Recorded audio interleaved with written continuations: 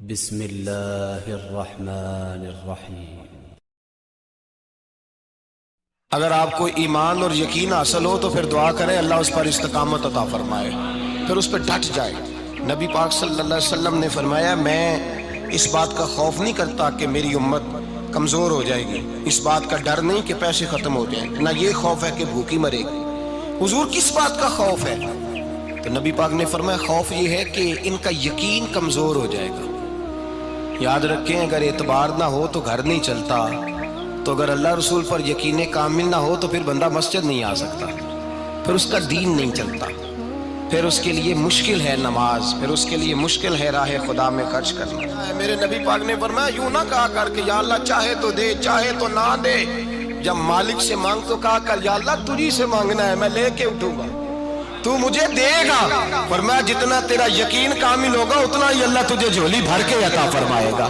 کمزور سا مسلمان، لڑکھڑاتا سا مسلمان دیکھتا ہوں کرتا ہوں، اور یہ بھی نہ دیکھا کریں بھائی ایمان یقین کو استقامت کے درجے پہ لیں، یہ نہ دیکھا کریں کہ وہ کیسے دے گا، وہ کسی وسیلے کا محتاج نہیں ہے، وسیلے کو پسند کرتا ہے، پر وسیلے کا محتاج وہ بغیر وسیلے کے بھی دے دیتا ہے۔ ہر آدمی ماں باپ کے ذریعے پیدا ہوتا ہے، اگر پیدا کرنا چاہے تو جناب عیسیٰ کو بغیر باپ کے پیدا کر دیتا ہے، اگر پیدا کرنا چاہے تو حضرت آدم کو بغیر ماں اور باپ کے پیدا کر دیتا ہے۔ جب یقین رکھیں، یقین قرآن مجید پڑھیے، حضرت موسیٰ علیہ السلام فرعون کے دربار میں کھڑے ہیں، چاروں جانب دشمن ہی دشمن ہے، جادوگر آ گئے، انہوں نے سانپ چھوڑے، حضرت موسیٰ کے ہاتھ میں ڈنڈا تھا۔ حضرت موسیٰ کہتے ہیں یا اللہ کیا کروں؟ تو اللہ تعالیٰ نے فرمایا اپنا عصا پھینک دو۔ کہنا چاہیے تھا نا کہ یا اللہ ایک ہی تو شے ہے، اتنے سانپ ہے، بچانے کے لیے ڈنڈا ہے وہ پھینک دوں؟ ڈنڈا پھینکا جاتا ہے، سانپ کو دیکھ کر کے قابو کیا جاتا ہے۔ یہ میرا اور آپ کا ذوق ہے نا، لیکن انبیاء کرام کا انداز ملاحظہ کیجئے میرے عزیزو۔ اللہ فرماتے ہیں ڈنڈا، اے موسیٰ ڈال دے اپنا عصا۔ پہلے نہیں فرمایا کہ سانپ بن جائے گا، فرمایا بس تو ڈال دے۔ میں اور آپ ہوتے ہیں تو سام سامنے ہے، ڈنڈا ہاتھ میں ہے، ہم کہیں گے عجیب بات ہے، یہی تو دفاع کی چیز ہے، اسی کو ڈال دوں تو بچوں گا کیسے؟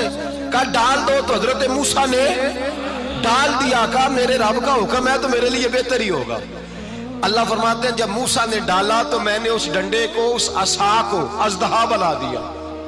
اب کبھی عصا بھی اژدہا بنے، کبھی چھڑی بھی بہت بڑا اژدہا بنی ہے، لیکن قرآن کہتا ہے جناب موسیٰ نے ڈالا تو اللہ نے اژدہا، بلکہ اس سے پیچھے چلیے، عورتیں کمزور یقین کی ہوتی ہیں نا۔ جناب موسیٰ پیدا ہوئے تو اللہ فرماتے ہیں میں نے موسیٰ کی ماں کے دل میں بات ڈالی، ماں کے دل میں صندوق میں ڈال کے تو اس کو دریا میں بہا دے۔ اور بھائی صندوق میں کہہ سکتے ہیں نا آکسیجن کیسے جائے گی، اور دریا میں بچے بچنے کے لیے ڈالے جاتے ہیں کہ ڈوبنے کے لیے ڈالے جاتے ہیں؟ ماں کے دل میں یقین کمزور نہیں تھا ماں کا۔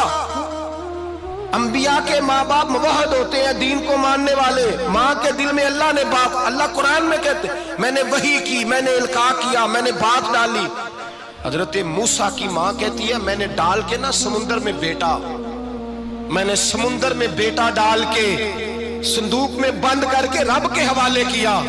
آپ فرماتے ہیں میرے مالک کا بھروسہ کیا تو پھر میرے مالک کا کام دیکھو، کمال دیکھو، میں نے دریا میں ڈالا، اللہ نے فرعون کے گھر میں میرے بیٹے کی پرورش کرا دی۔ یہ یقین کہ حضرت موسیٰ کے پاس قوم آئی، قرآن پڑھیے، کہ جناب پانی چاہیے، وَإِذِ اسْتَسْقَىٰ مُوسَىٰ لِقَوْمِهِ، موسیٰ نے اپنی قوم کے لیے پانی مانگا، ہم نے کہا فَانْفَجَرَتْ مِنْهُ اثْنَتَا عَشَرَةَ عَيْنًا، اپنا ڈنڈا پتھر پہ مارو۔ عقل والا آدمی ہوتا تو اڑ جاتا، کہتا یا اللہ پتھروں سے بھی کبھی پانی نکلا ہے؟ اضرب بعصاک الحجر، مارو پتھر پہ ڈنڈا۔ اللہ کے نبی نے منٹ نہیں لگایا، ٹھا کر کے ڈنڈا لگایا، فانفجرت منہ اثنتا عشرۃ عینا۔ اللہ فرماتے ہیں جناب موسیٰ نے ایک عصا مارا، میں نے 12 چشمے جاری کر دیے۔ تو لے تو لا اللہ کرتا ہے، اللہ کہتا ہے پڑھ نماز روزی دوں گا، کہتا ہے سوچتا ہوں۔ اللہ فرماتا ہے آجا مسجد میں تیرا ہو جاؤں گا، کہتا ہے دیکھتا ہوں۔ رب فرماتا ہے تو میرے محبوب کی غلامی کر، میں تجھے محبوب بنا لوں گا۔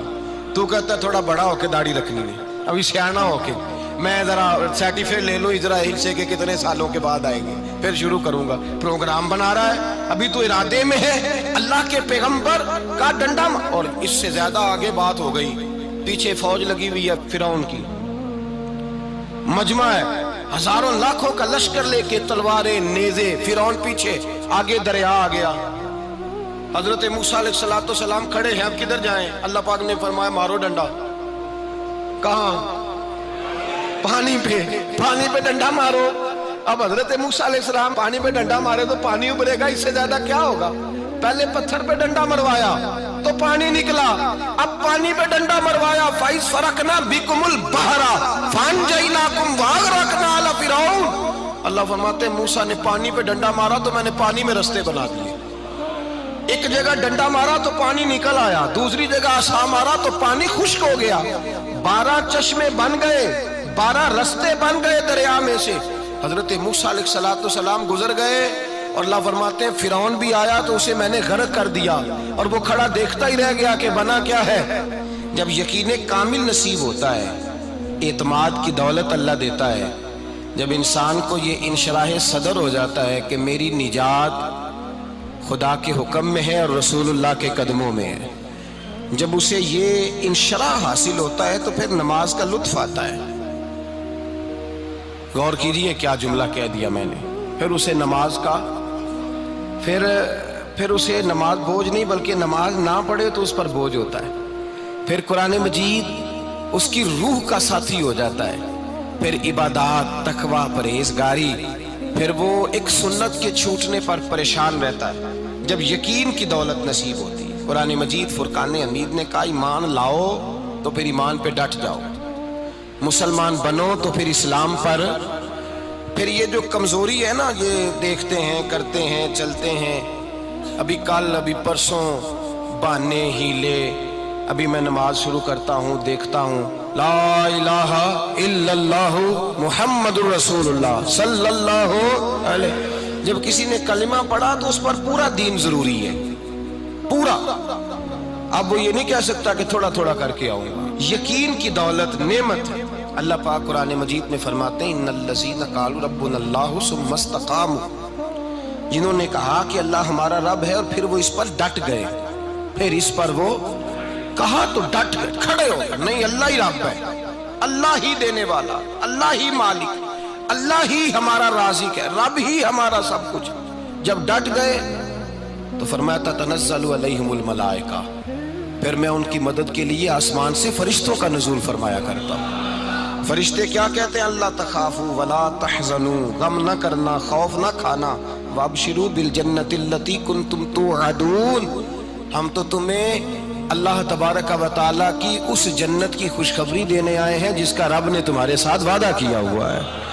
پھر فرشتوں کا نزول ہوتا ہے، لیکن شرط کیا ہے کہ ایمان لائے، اور پھر ایمان پر پھر یہ نہ سوچے کہ وہ کس طرح دے گا، وہ کیسے عطا کرے گا، وہ میری مدد کس طرح کرے گا، نظام کیسے چلے۔ ڈٹ جائے کہے میرے اللہ کا حکم ہے تو میں نے حلال ہی کھانا ہے، میرے رب کا حکم ہے تو میں نے تھوڑے پہ ہی گزارا کرنا ہے، میرے مالک کا حکم ہے تو میں نے اپنی جیب دیکھنی یا دوسرے کی نہیں دیکھنی، میرے رب کا حکم ہے تو میں نے اس کی اطاعت میں رہنا۔ جب ڈٹ جائے گا اللہ کے احکامات پر، جب ڈٹ جائے گا تو اللہ فرماتا ہے پھر میں تیری مدد کے لیے فرشتوں کا نزول کروں گا۔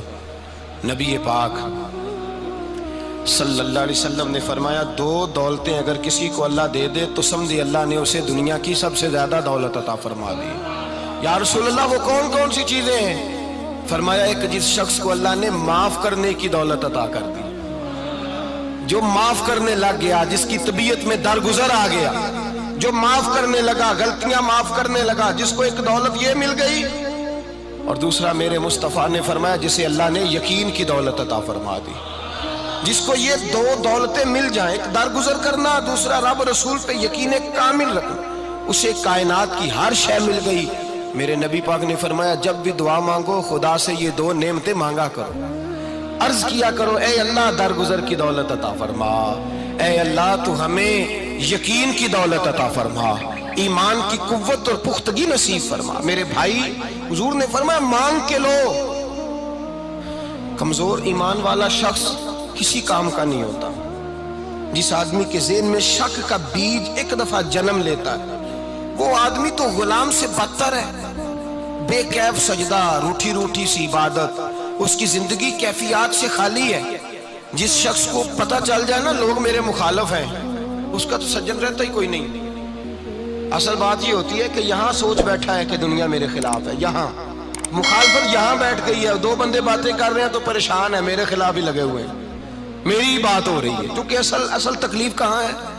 اور اگر یہاں یقین کامل ہو گیا نا کہ سارے مجھ سے پیار ہی کرتے ہیں، تو پھر دو بندوں کو بات کرتا دیکھیں گے تو یہی سوچے گا میری تعریفیں